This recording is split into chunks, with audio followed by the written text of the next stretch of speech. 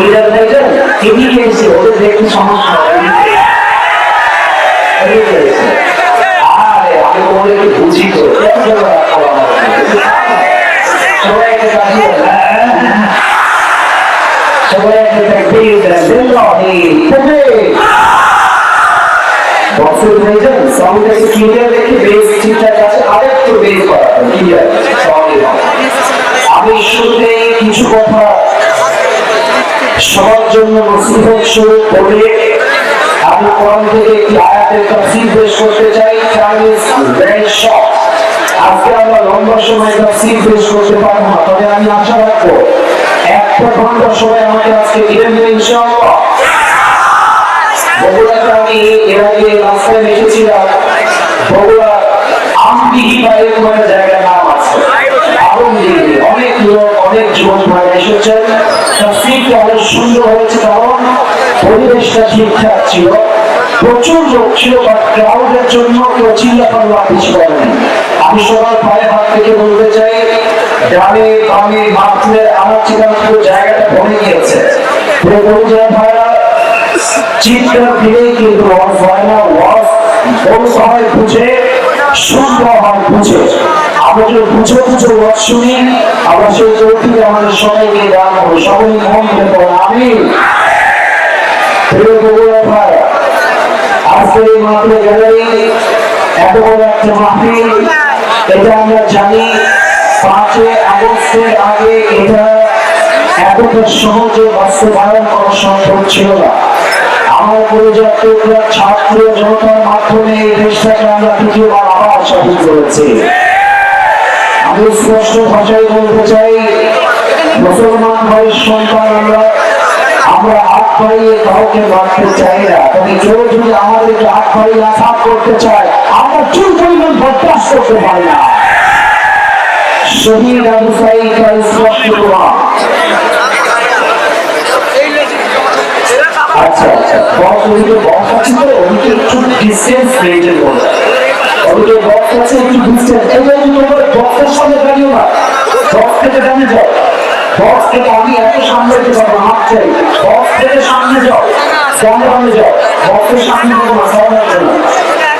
শহীদ আবু সাঈদ কাউকে গুলি করতে যায় নাই, তাকে নির্বিচারে নির্মমভাবে গুলি করে শহীদ করা হয়েছে। ঠিক কিনা বলেন? আমি সবাইকে এখান থেকে শিক্ষা বলতে চাই, আমাদের পাশের দেশ ভারত হচ্ছে আমাদের দেশের সবচেয়ে বড় শত্রুদের জীবন।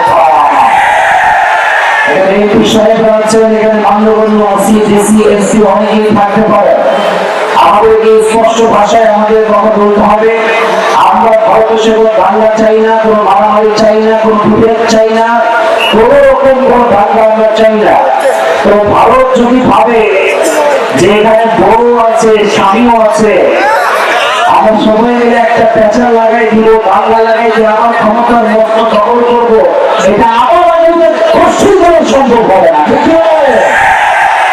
আমি একটা কথা বলতে বড় লজ্জা পাচ্ছি না, আমাকে বলতে হবে, ভারতের যে সাংবাদিক গুলো আছে এদেরকে সাংবাদিক আমার কম হয়, হবার বেশি মনে হয় আমার।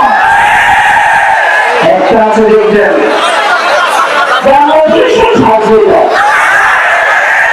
এদের কথা শুনলে মনে হিংসার কথা বলছে। আমাদেরকে দেখলে আমার মনে হয় যে এটা সাংবাদিক হওয়াকে আমাদের ঢাকার অনুষ্ঠানে আন্ডার ডিগ্রি করলে বেশি মনে হয়। আমরা মুসলমান ঘরের সন্তান, বাংলা চাই না তাই চুপ থাকি না। এই সমস্ত দালাল মিডিয়ার সাংবাদিক থেকে সাইজ করতে মুসলমানদের পাখিতে বলতে হবে না।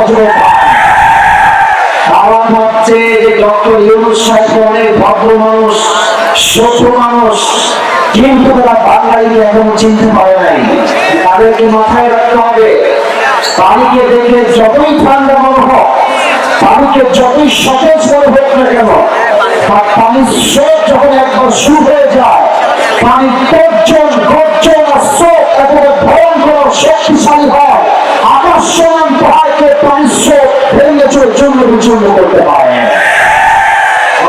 ভারত যদি ভাবে আমরা সংখ্যায় বেশি, আমরা সেনাবাহিনীতে বেশি, তোমাদের সংখ্যা বেশি হতে পারে, বললো হে আল্লাহর নামে শপথ করে বলছি, তোমরা কালো ভাইরা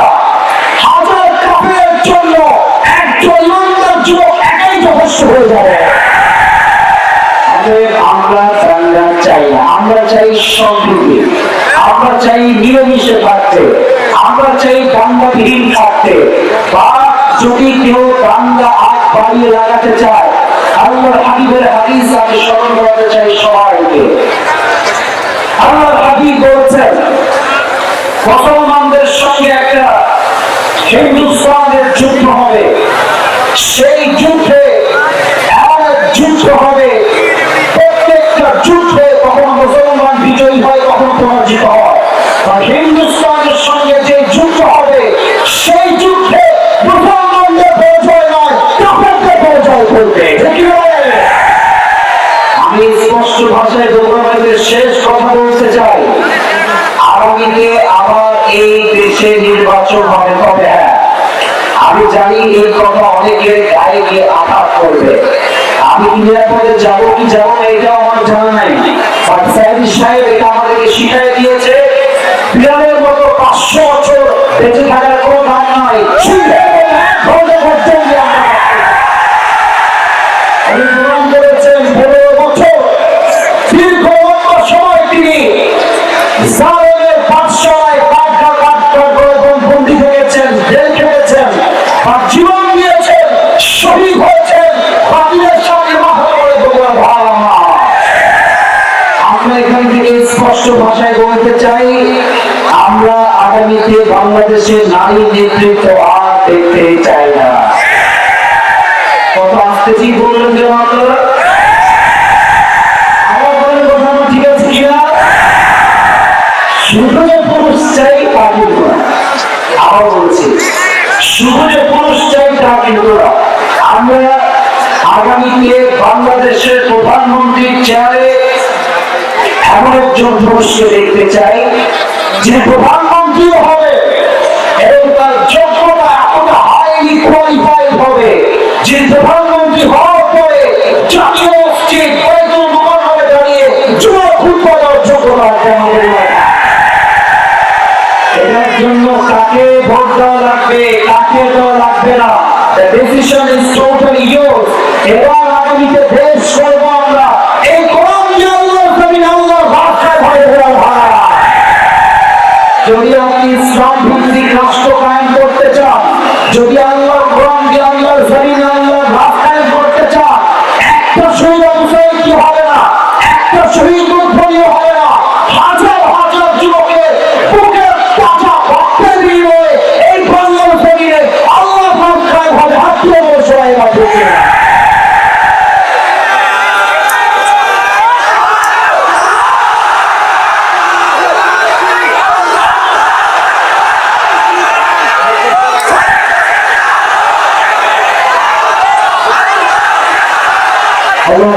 Allah Taala kabul করে সকলেই